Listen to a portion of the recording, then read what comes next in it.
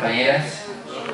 É uma enorme satisfação estar aqui com vocês hoje para colocar alguns elementos da situação internacional. As mobilizações de junho aqui no Brasil abriram uma nova situação política no país. Milhões foram para as ruas, muitos deles pela primeira vez. A classe operária também começou a demonstrar a sua força nos dias de greve e paralisações do dia 11 e agora no dia 30. Talvez a maioria de vocês aqui participou dessas mobilizações e está aqui hoje porque de alguma forma está procurando respostas sobre a continuidade dessa luta. A maioria aqui quer continuar essas lutas e estamos procurando entender a situação nacional, mas para nós é fundamental, para entender esse processo que estamos vivendo aqui no Brasil, para nós é fundamental primeiro entender qual a situação internacional na qual o Brasil, esse processo brasileiro está inserido. Por quê? Porque nós, do PSTU e da LIT, partimos de uma premissa, que o Brasil, como qualquer outro país, é parte de um único sistema capitalista, é parte de um único sistema, de uma única economia mundial e, portanto, também é parte de um único processo global e internacional de luta contra esse sistema. E nesse marco, nós achamos que é fundamental conhecer quais são as semelhanças e as particularidades de cada um dos processos, quais são os nossos amigos, os nossos aliados e os nossos inimigos comuns, e é fundamental tirar as lições das lutas de outros povos. E acima de tudo, para estar melhor armados aqui na luta nos nossos países. Bom, nesse sentido, eu vou colocar alguns elementos sobre a situação internacional atual, uma realidade mundial muito convulsionada, muito dinâmica, extremamente complexa e contraditória, com muitos avanços e retrocessos, mas de todos esses elementos, nós queremos destacar que essa situação mundial está marcada por três elementos fundamentais, três grandes elementos determinantes. Uma profunda crise econômica estrutural de todo o sistema capitalista, em nível mundial. 2, um impressionante ascenso das massas. Isso significa um aumento no ritmo e na magnitude dos processos nas lutas no mundo, das lutas dos trabalhadores, dos explorados no mundo. E o terceiro elemento, uma dramática crise de direção revolucionária, uma falta de uma direção revolucionária e, muitas vezes, até de uma direção minimamente classista, minimamente independente para esses processos que estão colocados em todos os continentes neste momento. Então, os principais fatos da luta de classes atual respondem, em maior ou menor medida, a estes três grandes elementos. Sobre a crise econômica e as consequências, não vamos entender porque nós conhecemos. Esta crise econômica, que começou em 2007, 2008, só pode ser comparada à crise econômica de 1929. Nós vemos a falência não só de grandes empresas ou bancos, mas de países inteiros. Em todos os países, com maior ou menor força, o imperialismo e as classes dominantes, a partir dos seus governos, sejam eles democráticos ou ditatoriais, têm a mesma estratégia de tentar que o custo da crise seja pagado pela classe trabalhadora. Jogar os custos da crise pela classe trabalhadora. Essa é a grande estratégia do capital diante dessa crise. E para isso eles tentam aplicar ou aplicam os famosos planos de ajuste em vários países, que têm o objetivo de acabar com direitos históricos da classe trabalhadora e atacar brutalmente o nível de vida da classe trabalhadora no mundo todo. Esses planos de ajuste geram milhões de desempregados, milhões de novos pobres, e nós vemos um epicentro dessa crise hoje atualmente na Europa. Desde a explosão da crise em 2008, existem 30 milhões de novos desempregados no mundo. Então, esta crise não é apenas uma crise financeira, uma crise eventual. uma crise histórica, uma crise que é inerente ao sistema capitalista. Não existe, isso é um conceito muito importante, não existe capitalismo sem crise. Por quê? Porque o próprio sistema capitalista é um sistema de produção anárquico, que está baseado no lucro das grandes empresas, no lucro de uma minoria da sociedade. Não sei se vocês sabiam, 660 indivíduos e 147 grandes corporações multinacionais controlam quase toda a economia mundial. Então esse é o sistema no qual que agora está demonstrando a sua falência. Agora, os efeitos dessa crise e os efeitos dos ataques dos capitalistas ao nível de vida da classe trabalhadora aumentam a polarização social, acirram a luta de classe, aumenta a luta política, a luta econômica, a luta ideológica no mundo. E hoje essa luta dos trabalhadores na juventude tem dois polos fundamentais. Um deles, que nós também acompanhamos muito, está na Europa, um dos principais centros imperialistas do mundo. Aí nós vemos a resistência dos trabalhadores na Grécia, em Portugal, Espanha. Ano passado teve uma greve geral que unificou pelo menos os países ibéricos, mas teve grandes lutas em quase todos os países da Europa. E o outro polo está na região do norte da África e Oriente Médio. Então, e também agora estamos assistindo a um novo momento e a uma intensificação das lutas também agora na América Latina. Então eu não vou me estender muito na Europa, vou falar mais do mundo árabe e da América Latina. E no mundo árabe, destacar dois processos fundamentais que seriam Síria e Egito, atualmente que estão no centro do debate político internacional. Bom, desde 2011, nós assistimos no mundo árabe, em toda essa região, um processo impressionante, colossal de revoluções populares. E essas revoluções estão transformando todo o panorama político da região.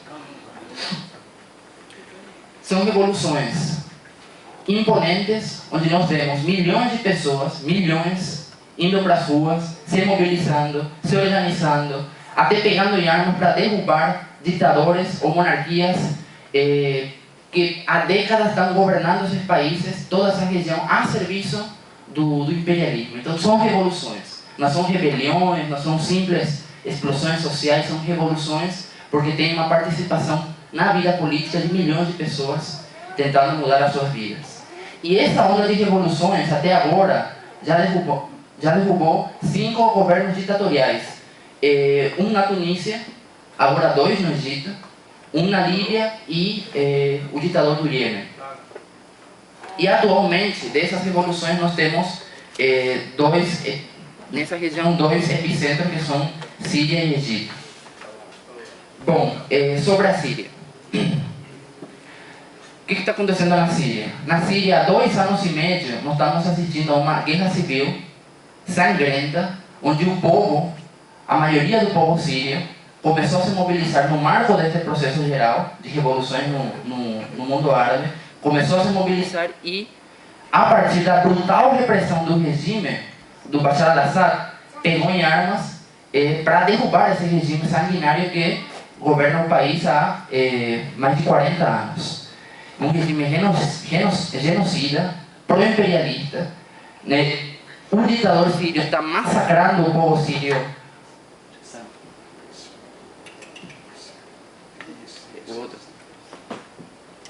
Dá para escutar também? Dá para escutar assim? Não? Acho que é. Bom, nós assistimos todos os dias a um massacre na Síria que está sendo realizado por esse ditador que está se aferrando ao poder, e nós vemos bombardeios massivos, destruindo cidades inteiras, vemos ataques não só do exército da Síria, do exército do ditador, mas também de bandas paramilitares que entram nos bairros para estuprar, para matar crianças, mulheres, e agora estamos assistindo a uma escalada nessa política genocida, com a utilização numa escala absolutamente que sanguinária de armas químicas que estão sendo usadas agora contra o povo sírio. Até agora morreram, a ONU fala de 100 mil mortos, mas com certeza são muitos mais. Estamos falando de 6 milhões de pessoas que tiveram que sair das suas casas, fugindo dessa guerra civil, dos efeitos dos massacres, do bombardeio, da ditadura. 2 milhões dessas pessoas fugiram para outros países. Desses refugiados, 70% são crianças ou adolescentes, menores de 18 anos. Então, o regime do Assad, mesmo que debilitado, ele ainda tem uma superioridade militar com a qual ele está esmagando essa luta do povo sírio. Mas essa superioridade militar vem fundamentalmente neste último período de um aberto apoio externo, concreto, material, que ele recebe fundamentalmente da Rússia, do Irã e do Hezbollah, que está abastecendo a ditadura síria de voluntários, soldados, diretamente, que são os combatentes do Hezbollah, dinheiro, armas, e também ele recebeu petróleo da Venezuela. Então, a partir dessa ajuda externa, o ditador, nestes últimos meses, até conseguiu reverter uma situação desfavorável e começou a recuperar uma série de pontos estratégicos, a recuperar um território que ele tinha perdido. Por quê? Porque os rebeldes, as milícias rebeldes, mesmo combatendo quase desarmadas, combatendo com armas leves, não tendo condições materiais para enfrentar tanques, aviões ou armas químicas, faltam armas, máscaras, antiaéreos, mesmo nessa situação, as milícias rebeldes controlam não menos de 30% do território sírio. Agora, qual que é a situação? Essa guerra civil, que já vai entrar no seu 3º ano, chegou a uma situação que agora tem um elemento novo, que é a possível intervenção do imperialismo. O imperialismo, de forma cínica, hipócrita, e usando um discurso humanitário, anunciou um plano de atacar a Síria, de realizar uma intervenção militar na Síria. Nós, da LIT, o PSTU e da LIT, estamos absolutamente contra essa intervenção, porque não tem, e denunciamos que não tem nenhum objetivo humanitário, não tem o objetivo de proteger a população civil, pelo contrário, tem o objetivo de controlar e de dominar todo o processo político e de impedir e tentar controlar por dentro esse processo revolucionário.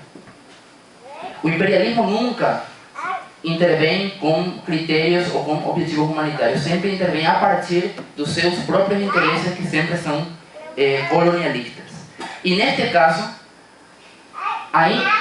ainda mais, neste caso, o próprio Obama confessa que o objetivo desses ataques, que não seriam com tropas terrestres, nem sequer com aviões, o objetivo desses ataques nem seria derrubar a ditadura, nem seria derrubar o Assad. O objetivo seria debilitar a ditadura, golpeando alguns pontos militares, mas para forçar fundamentalmente uma negociação que finalmente acabe mantendo a essência do regime. Pode ser sem Assad, mas o imperialismo está interessado em manter a essência desse regime.